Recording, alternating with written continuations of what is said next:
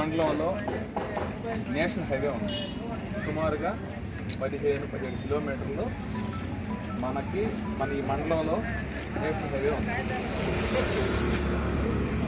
రమారమి నెలకి ఒక 10 యాక్సిడెంట్స్ అవుతాయి. ఎన్ని అవుతున్నాయి? 10 యాక్సిడెంట్స్ అవుతాయి. ఈ 10 యాక్సిడెంట్స్లో కొంతమంది ఇంజ్యూర్డ్ అయ్యి ఫిజికల్లీ హ్యాండిక్యాప్డ్ అవుతున్నారు, కొంతమంది ప్రాణాలు కోల్పోతున్నారు. యాక్సిడెంట్స్ అయ్యేటువంటి అన్ని, ప్రాణాలు పోయేటువంటి అన్నీ కూడా ఆల్మోస్ట్ 80% వితౌట్ హెల్మెట్. అంటే దానికి గల కారణం ఓవర్ స్పీడ్ కావచ్చు, డ్రంక్ అండ్ డ్రైవ్ కావచ్చు, అన్ఈవెన్ జడ్జిమెంట్ కావచ్చు. అంటే మనం ఎంత స్పీడ్లో పోవాలి, ఎప్పుడు ఓవర్టేక్ చేయాలా, ఎప్పుడు వెహికల్ వెనక ఎంత దూరం పాటించాలి, ఇలాంటి అన్ని కొలమానాలు వేసుకొని పోయినా యాక్సిడెంట్ జరిగినప్పుడు ఎక్కువ ప్రాణాలు పోగొట్టుకుని ఎవరు? Bike riders. కారు హిట్ ఇచ్చినప్పుడు లోపల సీట్ బెల్ట్ పెట్టుకొని ఉంటే కొంతవరకు కారు డ్యామేజ్ అయితే మనిషి ప్రాణాలకి అపాయం తగ్గుతుంది. ఈ బైకులు ఏమవుతుంది? ఏమన్నా సెక్యూరిటీ ఉందా బైక్కి?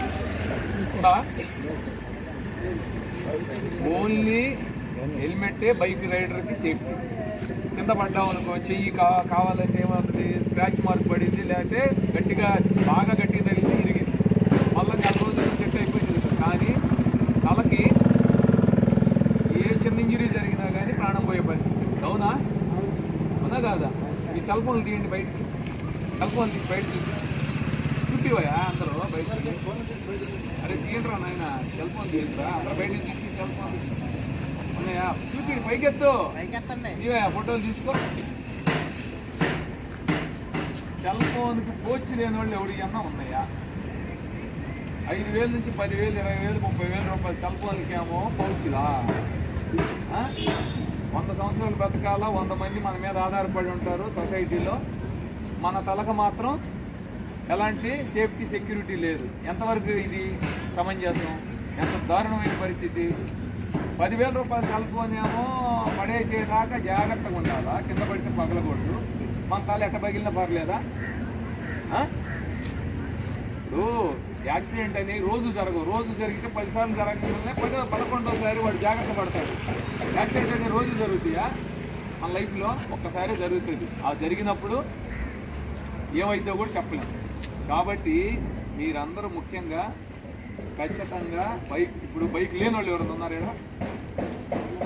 బైక్లు ఉన్న వాళ్ళు చేతులు ఎత్తు పైకి. బైక్లు ఉన్న వాళ్ళు చేతులు ఎత్తు. ఇళ్ళల్లో బైక్లు ఉన్న వాళ్ళు రా బాబు, బైక్ ఉన్న వాళ్ళు చేతులు పైకి ఎత్తు. బైక్ లేదా? మరి ఆటో కూడా లేరు.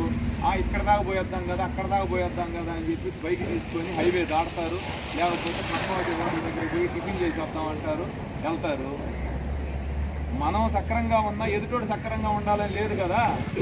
ఒకవేళ ఏదైనా జరగడానికి కింద పడితే ఈ హెల్మెట్ ప్రాణాలు కాపాడు. ఏ హెల్మెట్ పడితే ఆ హెల్మెట్ కూడా పెట్టుకోకూడదు. ISI మార్క్ ఉండాలా, లేకపోతే BNS మార్క్ ఉండాలి. అర్థమైందా? అలాంటి మార్క్ ఉన్నటువంటి హెల్మెట్స్ మీరు యూజ్ చేస్తే, ఇదిగో మార్క్స్ ఉన్నటువంటి హెల్మెట్ యూజ్ చేస్తే మీరు కింద పడినా కానీ సేఫ్గా ఉంటుంది, సేఫ్టీగా ఉంటుంది. మన ప్రాణాల నుంచి మనం కాపాడుకోవాలి. అదేవిధంగా డ్రంక్ అండ్ డ్రైవ్ ఫ్యాషన్ అయిపోయింది. ఇప్పుడు తాగి డ్రైవ్ చేసుకుంటూ పోవడం ఫ్యాషన్ అయిపోయింది. తప్పది. నువ్వు ఎక్కడికైతే వెళ్తున్నావు అక్కడ నీ కోసం 100 మంది ఎదురు చూస్తుంటారు. మళ్ళీ రిటర్న్ అయ్యి వెళ్ళే కాడ ఒక 100 మంది ఎదురు చూస్తుంటారు. అంటే మన ఫ్యామిలీ మెంబర్స్. ఓవర్ స్పీడు, తర్వాత డ్రంక్ అండ్ డ్రైవ్. తాగినోడికి అసలు ఏం మాట్లాడుతున్నాడో అర్థం కాదు. బైక్ గేర్ ఎప్పుడు వేయాలా, స్పీడ్ ఎప్పుడు చేయాలా, మళ్ళీ ఎప్పుడు తగ్గియాలా, టర్నింగ్స్ ఏముంటాయి, రూల్స్ రెగ్యులేషన్స్ వాడికి ఏమర్థం అవుతాయి? ప్రాణాల మీద తెచ్చుకోవద్దు, డ్రంక్ అండ్ డ్రైవ్ చేయొద్దు. సరదాగా పోయి ఓపెన్ డ్రింకింగ్ అని పోతారు, ఆడ కూర్చుంటారు, తాగుతారు, తాగిన తర్వాత నిషా ఎక్కిద్ది, ఇంటికి పోవాల్సిన ఆడకోపోతుంటారు. అలాంటివి కూడా అవాయిడ్ చేయండి. అర్థమవుతుందా? హెల్మెట్ యూజ్ చేయండి. ఏదో చెప్పాం కదా 4 మాటలు చెప్పేశారు పోలీసు వాళ్ళు వాళ్ళ డ్యూటీలో భాగంగా అని చెప్పేసి అనుకోమాకండి. నెలకి ఎన్ని యాక్సిడెంట్లు అవుతున్నాయా? సుమారుగా 15 యాక్సిడెంట్లు రమారమి అవుతున్నాయి. 15. ఇందులో ఒక 7-8 డెత్స్ జరుగుతున్నాయి. Without helmet. ఇంకెంతకంటే ఏమన్నా చెప్పాలనా? కాబట్టి యాక్సిడెంట్ అనేది మనకి జరగకూడదని ఏం లేదు, అది ఎవరికైనా జరగవచ్చు రోడ్ల మీద తిరిగే వాళ్ళకి. కాబట్టి కేర్ఫుల్గా ఉండండి, అప్రమత్తంగా ఉండండి. తర్వాత వచ్చేసి ఏదన్నా పొరపాటు జరిగితే మనకి డ్రైవింగ్ లైసెన్స్ లేకపోతే మనకేదన్నా అయినా కానీ ఇంట్లో వాళ్ళకి మనం న్యాయం చేసిన వాళ్ళం కావు. డ్రైవింగ్ లైసెన్స్ తప్పనిసరిగా ఉండాలి, ఇన్సూరెన్స్ ఖచ్చితంగా ఉండాలి. అప్పుడే మనకి దాని మీద వచ్చే బెనిఫిట్స్ అన్నీ వస్తాయి, మన ట్రీట్మెంట్కి పనికి వస్తాయి, మళ్ళీ మనం లేచి నిలబడటానికి కూడా పనికి వస్తాయి. కాబట్టి అది అంత సంవత్సరానికి తక్కువే ఉంటుంది. అది ఏమన్నా లేకపోతే మీరు ఎట్లా అప్రోచ్ కావాలో తెలియకపోతే పోలీస్ స్టేషన్కి రండి. ఒక సీక్వెన్స్ పెట్టుకున్నాం, ఒక పద్ధతి పెట్టుకున్నాం. మా దగ్గర నుంచి ఈరోజు ఒక 3 వస్తున్నారు, ఆర్టీఓ గారు ఫోన్ చేస్తారు, ఎస్ఐ గారు మా మండలం నుంచి 3 వస్తున్నారండి, కొంచెం చేసి పెట్టండి. మేము లిస్ట్ రాసుకుంటాం.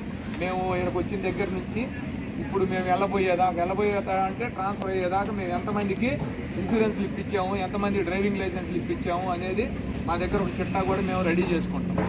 అర్థమైంది? మాకు ఆత్మ తృప్తి ఉంటుంది, మీకు కూడా పలానా ఎస్ఐ గారు వచ్చినప్పుడు మాకు ఈ విధమైనటువంటి హెల్ప్ చేశాడు మనకు అందరికీ తెలుసు. కానీ పని ఒత్తిడిలో పోవా ఏవా ఆడకపోతే ఏమవుతుంది, ఎస్ఐ గారి ద్వారా పోతే తొందరగా అవుతుంది, అంతే కదా.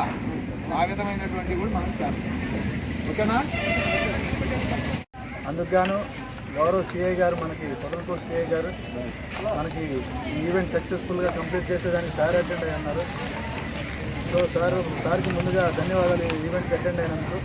సార్ డీటెయిల్గా ఎక్స్ప్లెయిన్ చేశారు మనకి హెల్మెట్స్ ఏంటి, వాటి ఇంపార్టెన్స్ ఏంటి, వెహికల్స్కి సంబంధించిన రికార్డ్స్ కానీ, ఇన్సూరెన్స్కి సంబంధించిన, అట్లాగనే మనకి హైవే స్ట్రెచ్ ఉంది మనకి 15 కిలోమీటర్లు. స్టాటిస్టిక్స్ చూసుకుంటే నేషనల్ హైవేస్ అనేవి ఇండియన్ నెట్వర్క్ రోడ్ నెట్వర్క్లో 2.5% మాత్రమే ఉంటాయి. బట్ కమింగ్ టు యాక్సిడెంట్స్ వచ్చేసరికి 35% ఆఫ్ యాక్సిడెంట్స్ మనకి నేషనల్ హైవేస్ మీద జరుగుతూ ఉంటాయి. ఓన్లీ 2% నెట్వర్క్ ఉన్న హైవేస్ 35% యాక్సిడెంట్స్ జరుగుతాయి. సో ఈ యాక్సిడెంట్స్ మనం వాటి బారిన పడకుండా ఉండాలంటే తీసుకోవాల్సిన జాగ్రత్తల గురించి చెప్పారు. అట్లాగే యాక్సిడెంట్ అనేది ఒక మనిషి రోడ్డు మీద పడ్డాన్ని యాక్సిడెంట్ అని అన్నారు. ఒక మనిషి రోడ్డు మీద పడ్డాడంటే ఆ కుటుంబం రోడ్డు మీద పడ్డాడు. సో ఒక బ్రెడ్ విన్నర్ ఎవరైతే ఇంట్లో మనకి ఆహారాన్ని సమకూర్చే వాళ్ళు ఎవరైతే ఉంటారో వాళ్ళు రోడ్డున పడ్డారంటే అది ఆ ఎంటైర్ కుటుంబం చదువులు విధులు ఆగిపోతాయి, వాళ్ళ లైవ్లీహుడ్ దెబ్బతింటుంది. సో వాళ్ళ ఫ్యామిలీ అంతా డిస్టర్బ్ అవుతుంది. సో ఒక ప్రాణం విలువ డెఫినెట్గా మనకి తెలియాలన్న ఉద్దేశంతో సార్ ఇంత దూరం వచ్చారు. మనకి హయ్యర్ ఆఫీసర్స్ కూడా ఇన్స్ట్రక్షన్స్ ఇస్తున్నారు. హెల్మెట్ ఇంపార్టెన్స్ తప్పకుండా మనందరికీ చాలా విలువైన విషయంగా దీన్ని మనం భావించాలి. ముఖ్యంగా కాలేజ్ కుర్రోళ్ళు వీళ్ళు మైండ్లో పెట్టుకోవాలి.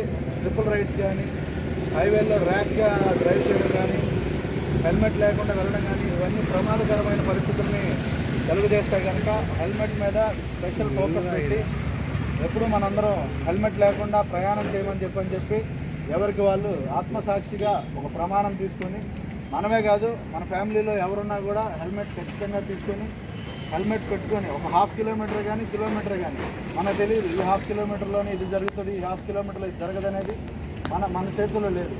సో మనకి 2 days బ్యాక్ మా ఆఫీస్ స్టాఫ్ మేడం ఉన్నారు, ఏవో మేడం ఊరికే సరదాగా ఏదో చిన్న అప్పటి వరకు వెళ్ళేసి వద్దాం స్కూటీ మీద వచ్చారు, హెల్మెట్ పెట్టుకోవడం మర్చిపోయారు, కాలం చనిపోయారు. సో అది ఎవరికి తెలియదు ఇప్పుడు ఎలా ఉంటుంది, ఏం జరుగుతుంది. సో హెల్మెట్ అనేది తప్పనిసరిగా ధరించండి. సార్ చెప్పినట్లు లైసెన్స్కి సంబంధించి ఎవరికైనా మీకు ఏమన్నా హర్డల్స్ ఉంటే పోలీస్ స్టేషన్కి వచ్చి అప్రోచ్ అయితే మా ద్వారా మేము ఆర్టీఓ గారితో మాట్లాడి మీకు త్వరగా లైసెన్స్ వచ్చే విధంగా మా వంతు మేము సాయం చేయడం జరుగుతుంది.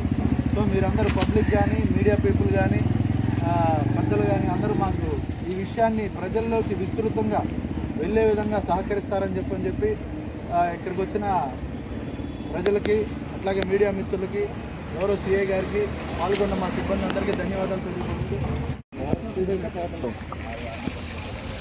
మన గౌరవ ఎస్పీ గారైన జి కృష్ణకాంత్ ఐపీఎస్ గారి ఆదేశాల మేరకు మన మనుబోలు మండలంలో ఎస్ఐ గారు మరియు సిబ్బందితో నేను ఈ యొక్క మన ఈ సెంటర్లో కేఆర్పురం సెంటర్లో ప్రజలతో రిగార్డింగ్ హెల్మెట్స్, యాక్సిడెంట్స్ వాటి మీద మా సిబ్బందితో మేమందరం కూడా ఒక ర్యాలీ లాగా సర్టన్ బైక్స్, హెల్మెట్స్ అన్నీ ధరించి ప్రజలకు ఒక అవగాహన కార్యక్రమాన్ని కల్పించడం జరిగింది. ఇందులో ఈ సెంటర్లో ఈ పబ్లిక్ కూడా రావటం జరిగింది. వీళ్ళందరికీ కూడా మనం వేరింగ్ ఆఫ్ హెల్మెట్ దాని యొక్క ఉపయోగాలు, పెట్టుకోకపోతే జరిగేటువంటి నష్టాలు, వాటన్నిటి మీద అవగాహన కార్యక్రమం చేపట్టడం జరిగింది. ఇందులో భాగంగా వాళ్ళకి ఈ అవేర్నెస్లో హెల్మెట్ పెట్టుకుంటే దానివల్ల ఉపయోగాలు, అలానే సరైనటువంటి పత్రాలు, డ్రైవింగ్ లైసెన్సు, ఇన్సూరెన్సు వాటికి సంబంధించి కూడా పెట్టుకోవాలి. దానికి సంబంధించి ఎవరి దగ్గరైనా లేకున్నట్లయితే పోలీస్ స్టేషన్కి కనుక వచ్చినట్లయితే మేము ఒక రిజిస్టర్ మెయింటైన్ చేస్తున్నాం. మా ద్వారా మేము ఎన్ని డ్రైవింగ్ లైసెన్స్లు ఇప్పిస్తున్నాము, ఇన్సూరెన్స్లు ఎన్ని ఇప్పిస్తున్నాము అనేది కూడా మా దగ్గర ఒక లెక్క ఉన్నది. ఆ ప్రకారంగా మా ద్వారా కూడా ఆర్టీఓ గారి ఆఫీస్కి మేము ఫోన్ చేసి కూడా పంపిస్తామని చెప్పడం జరుగుతుంది. ముఖ్యంగా ఈ ఓపెన్ డ్రింకింగ్ ఒకటి, తర్వాత డ్రంక్ అండ్ డ్రైవ్లో ఓవర్ స్పీడు, ఇంప్రాపర్ జడ్జిమెంటు ఇలాంటివన్నీ లేకపోవటం వలన వితౌట్ హెల్మెట్ ముఖ్యంగా ఈ ప్రమాదాలు జరుగుతూ ఉన్నాయి. సుమారుగా మనకి 15-16 కేసులు average monthly accidents cases report అవుతున్నాయి. మనకి నేషనల్ హైవే కూడా సుమారుగా 15 కిలోమీటర్లు ఉన్నది. అదే కాకుండా R&B రోడ్లు కూడా ఉన్నాయి. సో ఈ రోడ్ల మీద తిరిగేటువంటి ప్రతి ఒక్కరు కూడా ఇక్కడ ఉన్నటువంటి మండలంలో తిరిగేటువంటి వాళ్ళు మోస్ట్లీ ఒక 85 to 90% పీపుల్ బైకుల మీదే డ్రైవ్ చేస్తూ ఉంటారు. కాబట్టి ఇక్కడ ఖచ్చితంగా మంత్లీ ఒకసారి మేము పెద్ద ఎత్తున మీ అందరి కోఆపరేషన్తో ఈ యొక్క అవేర్నెస్ క్యాంప్స్ వేరియస్ ప్లేసెస్లో కూడా మేము కండక్ట్ చేయదలుచుకున్నాము. ఇది ప్రజల్లో ఒక అవేర్నెస్ తీసుకొచ్చినట్లయితే వీటిని ఖచ్చితంగా రెడ్యూస్ చేస్తామని చెప్పేసి మా ఎస్పీ సార్ ఆదేశాల సారం ఈరోజు ఈ అవేర్నెస్ క్యాంప్ని ఇక్కడ కండక్ట్ చేయడం జరిగింది. Thank you.